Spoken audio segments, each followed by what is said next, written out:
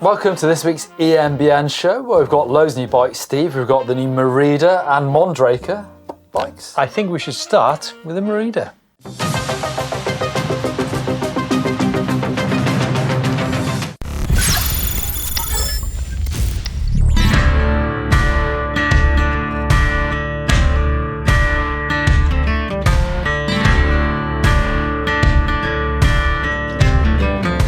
Right, a couple of new bikes from Merida, starting with their eONE-EIGHTY, their big bruiser, 180mm of travel front and rear, aluminium frame, mixed wheel size. It's got all new suspension design on the back, no shock yoke anymore. It's designed around a big piggyback air shock, so it's got RockShox Vivid. You can run a coil shock on this. You can even run a triple clamp if you want. And it's got the brand new Bosch CX motor, 800 watt hour removable battery, plus you can run the 250 watt range extender as well if you want 1050 watt hours. And the eONE-SIXTY SL. So this is spec'd with the Bosch SX motor, 400 watt hour non-removable battery inside this bike. It's carbon fiber. It comes spec'd with full 29 wheels, but you have got a flip chip to run a smaller back wheel, which bumps the travel up to 174mm on the rear. Spec'd with the big SRAM Maven brakes. This is a light assist proper enduro machine. Wow, that looked like a nice trip to Girona for the Merida launch. Good riding. Yeah, Santa Coloma de Farnos. I actually went there last year and saw loads of the pro teams, cross-country teams out there. But for an enduro bike or an e-bike, it's crazy. It's got some of that, sandstone-y stuff that's so grippy. The climbing you can do around there is brilliant. Yeah. So what are the ingredients that go into a good trip then? The ground conditions, ease of access. I know it's going to be third and fourth. What? Sangria? Yeah. 5-star hotel? 4-star, Steve. 4-star swimming pool? The swimming pool, didn't go in it. So was it a good place to ride? I mean, obviously the two bikes, 160 with an SX motor, versus 180mm travel. That's a big hitting bike, that is. They don't make any sort of qualms by saying it's a lot heavier than the SL bike, and it is, but the way they've designed, actually the geometry, they've made it slightly steeper and a bit shorter on the reach to make it more nimble, and it bombs, especially with that new Bosch motor as well. That bike is somehow absolutely silent. So on those trails, all I'm listening to is the tyres on the sand. It's brilliant. I think the great thing about Merida bikes historically, I rode the first one back in 2016. I think one characteristic of the bikes is they make lively suspension. And when you've got a bike, which is 24, 25, 26 kilos, if you've got the right suspension kinematic, it actually builds energy into the bike, which I think Merida, of all the bike brands out there, I think they're near the top of the list when it comes to doing a great job of that. Yeah, we ended up riding 45 kilometres on that day, when normally, as you know, Steve, behind the scenes, filming, you kind of look like you're riding loads, but actually we were sun up till sundown out there, bombing around the trails. Talking about behind the scenes, folks, it's looking a bit sparse here on the EMBN set at the moment. We're actually in the middle of moving. Yeah, we haven't been burgled. No, we're in the middle of moving. Continuing on the Spain theme, Mondraker have just launched the new Crafty. Yeah, we're in the slew of new Bosch Gen 5. I would say there's more bikes with the Bosch system than any other out there. We're going to talk about another one in a minute, but as you'd expect, the 600 or 800 watt hour batteries come in on the new Crafty range. Removable on this bike. Yeah. So I think there's two subjects to talk about here. The fact that, yes, there are a lot of bikes with a new Bosch system. I think the first consideration, if you're buying an e-mounted bike at the moment, is removable versus non-removable. I think the second point is that, have you noticed how the down tubes have suddenly got a little bit bigger again because of the 800 watt hour? I was going to say, hasn't the dimensions have changed a little bit? Yeah. I mean, options are good, but now you've got more, the trend is start to go back to removable almost. Where I think we'll continue going that way as well. And you've got 600, 800 and extenders. Like, which combo do you go for? Do you go all guns blazing and have the 800 and extender, or do you go for a lightweight 600 and an extender? Well, the thing is, you say this as well, but the problem now is that lots of brands are putting what they perceive to be the top-end flagship bike with the smaller capacity battery, 600 watt-hour battery. Lightweight, because they're chasing the numbers for the kilograms? Yeah, but then, so how do you define which is the better bike? I mean, obviously there's going to be higher end components on the more expensive bikes, but then you've got less fuel capacity. Yeah. I'd actually go for more fuel rather than the shiny fork myself. Yeah, I would as well, actually, yeah. I mean, but like the whole weight thing, I mean, yeah, it's nevertheless, I think it's an impressive bike from Mondraker. They do seem to make a good range of bikes as well. I was going to say, there are lots of options. You've got the R and RR build, the carbon with aluminium triangle, and the full carbon RRS and XR and RRSL. But like, you know, the top end bike is double the price of the one with the larger capacity battery. Yeah. So, you know, these bikes start at around 5,799. But yeah, a very cool bike from Mondraker. Another cool bike which I've seen this week is the Ghost E-Riot. Now, yeah, I don't think Ghost used to be quite a big brand in the UK. We don't see many of them around nowadays, but this is a great looking e-bike. Again, new Bosch motor on there as well, as you expect. Geometry looks good. Do you know what? I rode a Ghost bike there was an event which Shimano put on, which was across the Dolomites back in 2018. I did it with a character called Mark Bierman. We used to call it Week in Eco, because he was like a triathlete, very fit guy. He says, I'm not putting these bikes in anything but eco all week. Okay. So he called it Week in Eco in a Welsh accent. But yeah, my point is, back then I rode a Ghost e-bike and I was really impressed with the suspension kinematic, the geometry on it, and I think it's nice to see them back in the game. It was a big hit, this one. 170 fork, 160 rear, carbon, 23.5 kilograms for the large. E-Riot gives you an idea of what you're supposed to do on it, I suppose. Yeah. Starts out at €6,999 up to €10,000 for the E-Riot CF Limited. You like long travel e-bikes, don't you? I mean, there's a time and a place, but I guess you did qualify sixth at a World Cup race once, didn't you? I was like, a few years ago, Steve. I did. Was it sixth? Sixth at World Champs, Steve. Oh, sorry, World Championships, right? Yeah. Sixth place. That's a while ago. E-Riot. I'd like to ride an E-Riot, I think. So, some interesting bikes coming up from Bosch recently, and there's going to be more in the weeks ahead. I've got a squeaky seat. Right, folks, let's have a look where you've been riding the last few weeks. Vitus e-Somet. Isn't it a shame about Vitus? Such a good bike.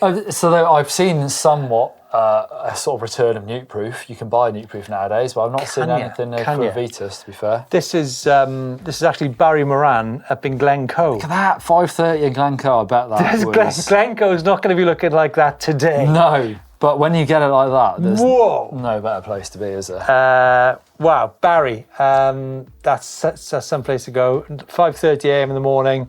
Not bad going for an old guy with Parkinson's disease. Yeah. Look at that sunset. Wow. Sunrise, I think, 5:30, Steve, probably. Steve Bartlett is right going. Look, that isn't like sunset to me. This is in Halstead, Essex, out on one of our loops we do 3 times a week. Well, the thing is, no, that says 13 of us once a week. No. Joking. He does say 13 of us. How do you ride 3 times? Do you not got a job, Steve? I don't know. And then this is Aaron Barnett in Mount Rainier, Washington State. I've actually been at Mount Rainier with the transition crew a few years ago. Only 2-wheeled access now. Best views of the mountain and great huckleberry picking. Huckleberry, is that blueberries? I have no idea. And then finally, Bukedji Mountains. We've had Bukedji Mountains on the show previously. Where's that, Steve? I've forgotten. I have no idea. I'm guessing like Transylvania? Slovenia? Gotta be. Should we look it up? That neck of the woods, gotta be. Romania. Oh, Bukedji Mountains, Romania. Did I say Transylvania? I was close too. Yeah. Transylvania. Yeah. I left back from the airport the other day from a gentleman from Transylvania. He says he highly recommends we take e-bikes there. Yeah. Halloween special.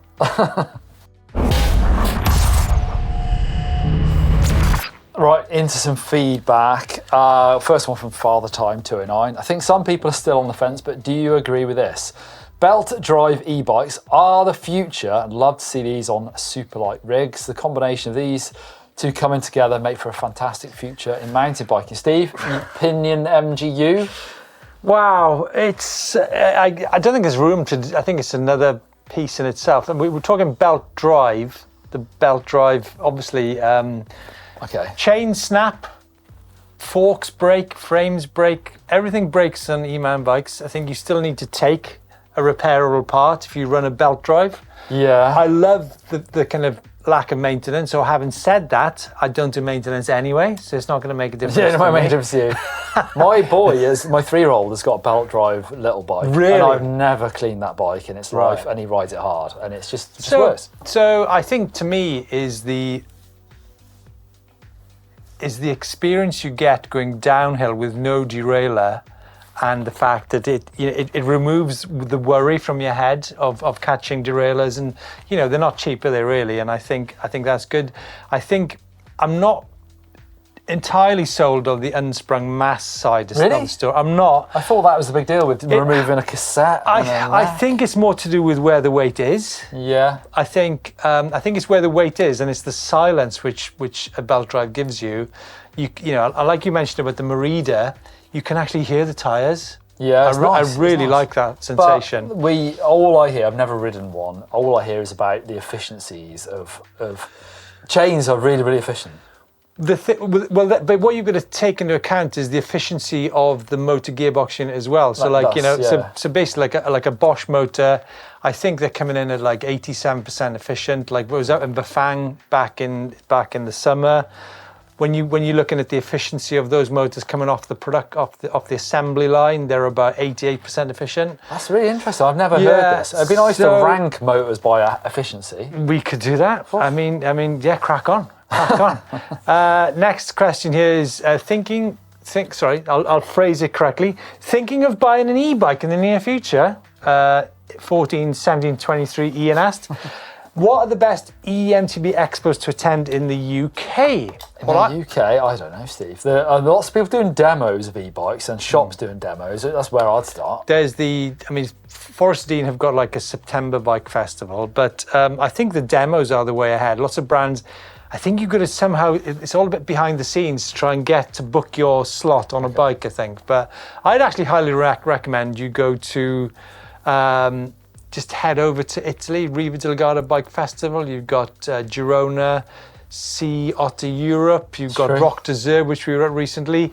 At all these events, you can actually go and try all the bikes, which is what you want to do at an event like that, right? Yeah, it's nice to be able to look at them, but actually swing your leg over one and have a go. Yeah, if you can ride like 10 bikes over 2 or 3 days, it's a great thing to do. Yeah, and if you're in the market for a new bike but you're not sure what to get, you're not alone. Russell Beale asks, EMBN, please answer me this. I'm looking to buy a bike and I'm excited to see that full power and lightweight have converged. Yeah, sort of. So we'll look at the bikes, typically 85 Newton meters of torque and weighing between 20 and 22 kilograms. But my 29 Levo Comp alloy version has 90 meters of torque and weighs 21 something kilograms. So this new sector seems actually non-existent. So what would I get that is improved over my Levo, or what have I misunderstood? You haven't misunderstood anything. I think that 2019 Levo is an absolute banger of a bike.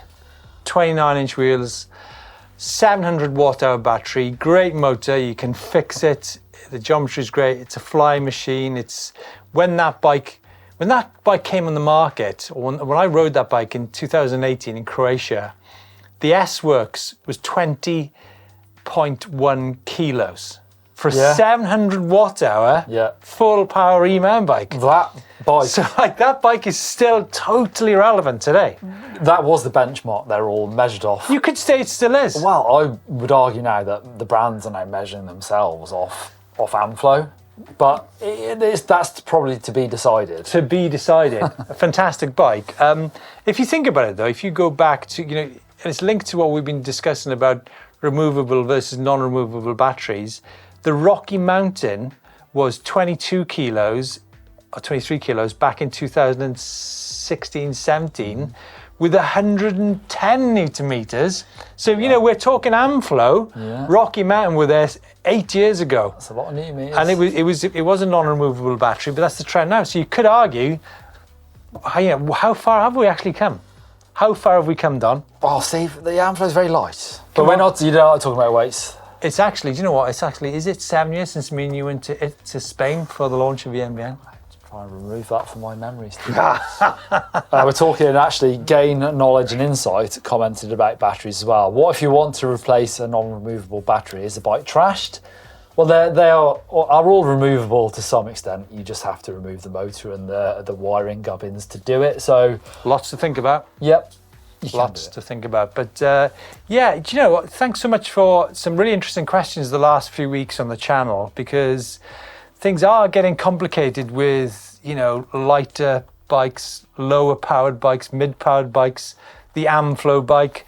We only had a question last week. What about the 2025 bikes from Specialized? Yeah, what about them, Steve? What about them, eh? I mean, where does that come from? Lots to think about. But yes, like I said, keep those questions coming. Into the bike vault, Steve, with a bike that I remember making quite a splash, the Fuel EXE by Trek, the TQ bike, where all of a sudden it was like, oh, it's an invisible motor that gives you, is it 60 or 50 newton meters of torque? TQ? Is that a Fuel EXE or is he kidding us? No, it says Fuel EXE. It says that, but is it really? Exactly. Or is he trying to kid us? Look, whatever, Justin, it's super nice. Yeah. It is Grand Hogbacks in Rifle, Colorado. Incredible for the eMtb. McGilla on the Merida. McGilla on the Merida with a Marzocchi Bomber Z1150. That's a nice shot. Yeah. This is a classic bike fault image from Sai. Log pile. My second rail in the last 5 years, rail 9.8. Look at that. That's come on. That's got to be super nice, isn't it? Yeah, I think so. Now we're on to a giant trance in Pueblo, Colorado. Traded the trails for the field on my farm tour. The spaceship has landed. From Rydent. Whoa! Now there's a story from Rydent. Yeah. That's a good looking bike. It looks brand new to me. It's very nice and clean. Yeah. Go on then. Super nice.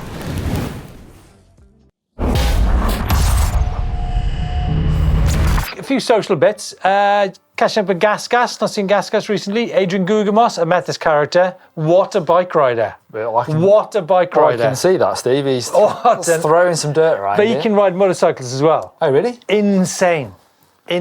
What sort of motorcycles are we talking? All kinds of motorcycles. Oh, right, nice. Oh, crikey, yeah. Have you been on your trials bike recently? I have not, Steve. Oh, sore subject that, right? Yeah. Oh, dear. Dicky knee. Yeah. We'll I have been out chasing a dog, but not quite as well as Kaylee Skelton has been chasing a dog. That's my dog is pretty Kaylee fast. Skelton chasing the dog. Is that actually in the EMBN show this week? It is. I've actually been out in my Albert Wild. Oh, here we go. My dog can manage full power on the wild and keeps up easy. It's quite speedy. That's it for this week's EMBN show on a sparse set. We're in middle removals. In the next few weeks, we'll be moving house, so to speak. Yeah. Let us know what you think of the Meridas. Would you go for the 160 or would you go for that downhill fly machine, the 180?